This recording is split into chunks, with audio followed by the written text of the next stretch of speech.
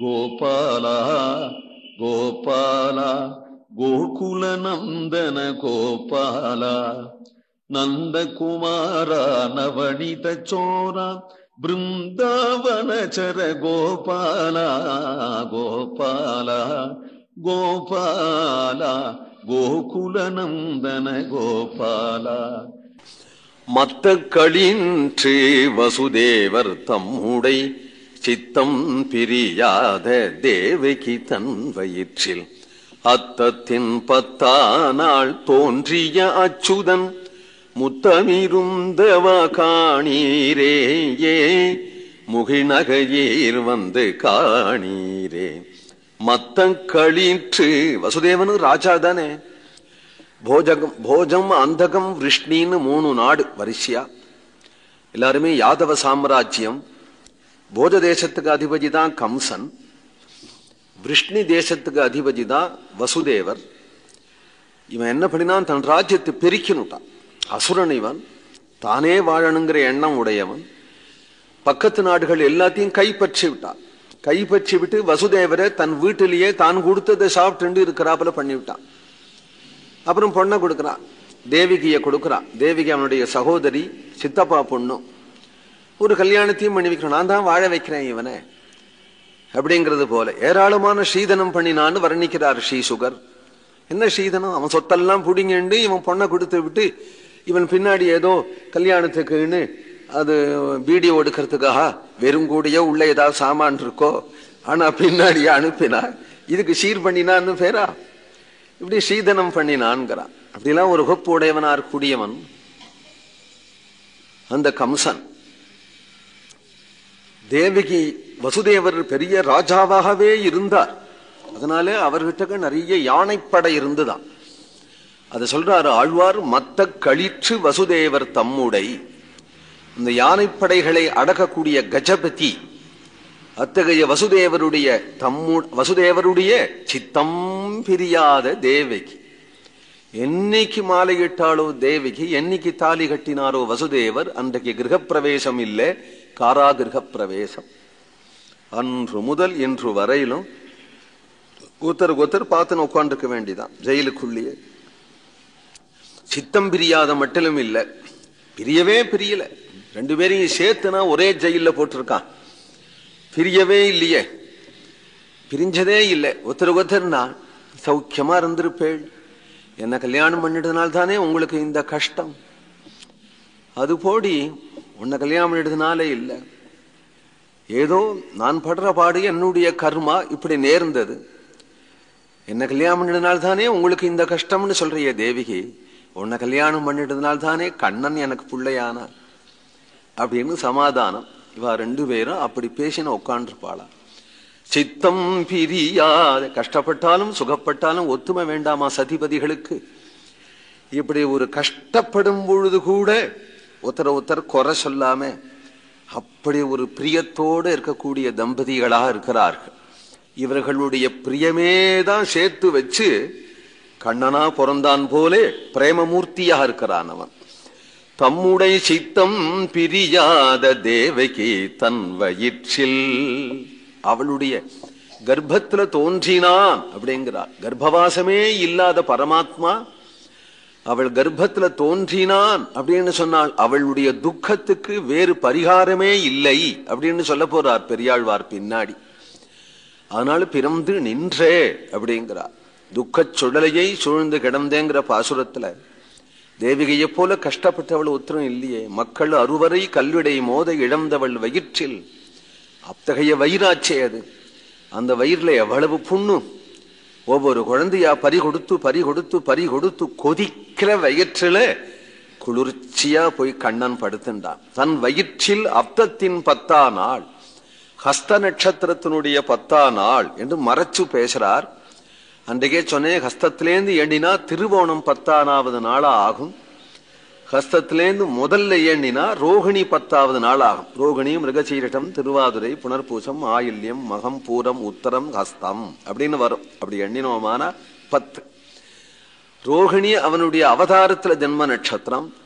சிரவணம் சாட்சாத் நாராயணனுக்கு அபிமான நட்சத்திரம்.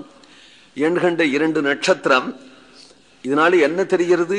அந்த திருவோணம் எவனுக்கு நட்சத்திரமோ அந்த ஸ்ரீமன் நாராயணனே இங்க ரோகிணியில பிறந்திருக்கிறான் அப்படின்னு நமக்கு தெரிகிறதுபடி அப்தத்தின் 10ஆம் நாள், முன்ன பின்ன எப்படி வேணாலும் வச்சுக்கோ, அப்தத்தின் 10ஆம் நாள் சொல்லவே சொல்லலாமே நாள். அன்னைக்கே சொன்னோம் இல்லையா? சொன்னவே சொல்லலாம்.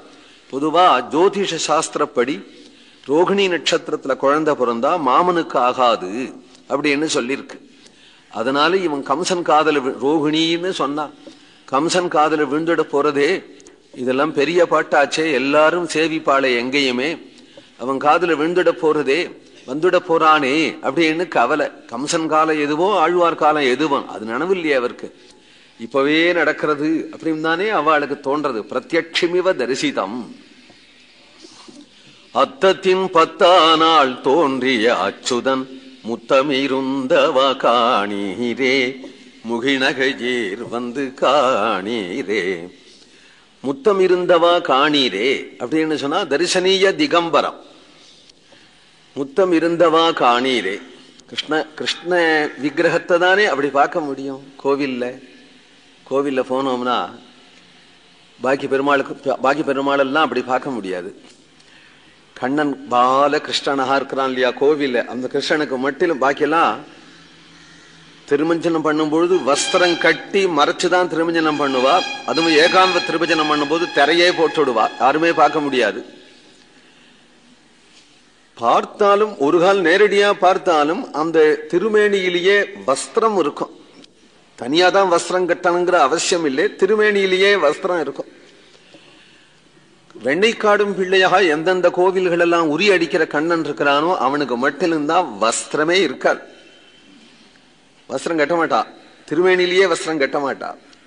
வஸ்திரம் கட்ட மாட்டாங்கிறது மட்டும் இல்ல, நம்ம பார்க்கறாப்புல வேற இருக்குமா, பார்க்கறாப்புல வேற நம்ம பார்க்கணுமே, பார்க்கணும் இல்லையா? குழந்தையா இருக்கிறதுனால, கண்ணன் குழந்தையா இருக்கிறதுனால பார்க்கணுங்கிற ஒரு ஆசை இல்லையா? இப்ப பார்த்தாதானே பார்த்தது.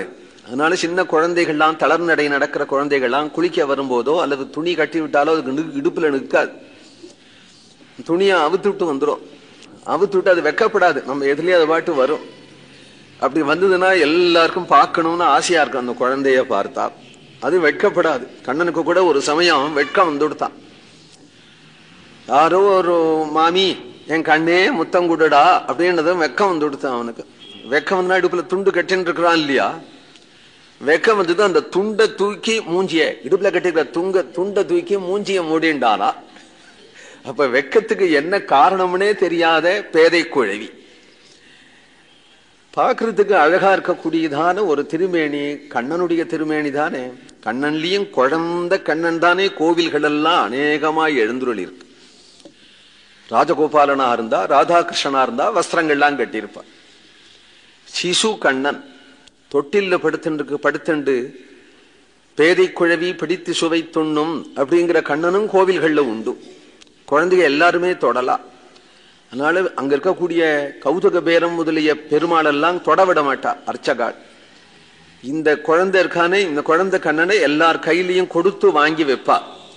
எல்லாரும் தூக்கிக்கலாம் இந்த கண்ணனை. அந்த சின்ன கண்ணனோ நவநீதத்தை கையில வச்சுண்டு கூத்தாடுகின்ற வெண்ணைக்காடும் பிள்ளை என்கின்ற கண்ணனோ, இந்த கண்ணனெல்லாம் பார்க்க பார்க்க ஆனந்தம். அப்பொழுதுதானே சர்வாங்க சுந்தரனாக அந்த கண்ணனை பார்க்க முடியும். அதை பார்க்கணும். இந்த பார்க்கறதுக்கு ஊரெல்லாம் கூட்டுறாள். இங்க முத்தம் இருந்தவா காணீரே, முகிழ் நகையீர் வந்து காணீரே என்று ஒவ்வொருத்தராக கூப்பிடுறா. கண்ணன் இப்படி வந்து நிக்கிறான் பார். கண்ணனை எல்லாரும் பார்க்க வாருங்கள்னா அதுக்கு முன்னாடி எல்லாம் சொன்னா பவளவாயீர்னார், ஒன்னுதலீர் அப்படிங்கிறாள், காரிகையீர் அப்படிங்கிறார், முகிழ் முலையீர்ங்கிறார். அவர்களை அப்படி இவாளுடைய கண்ணனுடைய அழக வர்ணிக்கிறது போல இவாளுடைய அழக வர்ணிக்கிறார். இவர்களுடைய அழக பல பிரகாரமாக வர்ணிச்சுன்னு வந்தவாள் இங்க மட்டிலும் முகிழ் நகையீர் வந்து காணீரே. முகுளம் போன்றதான மொக்கு போன்றதான நகை சிரிப்பு, பற்களெல்லாம் மொக்கு போல இருக்கு தெரிய அவர்கள் சிரிக்கிறார்கள். ஏன் சிரிக்கிறார்களால் முத்தம் இருந்தவா காணீரே. கண்ணனை அப்படி பார்க்கும் பொழுது சிரிப்பு தானே வரும். அப்படி அவர்கள் சிரிக்கிற அழக பார்க்கிறாள். முகிழ் நகையீர் வந்து காணீரே. கோவிந்தநாம சங்கீர்த்தனம்.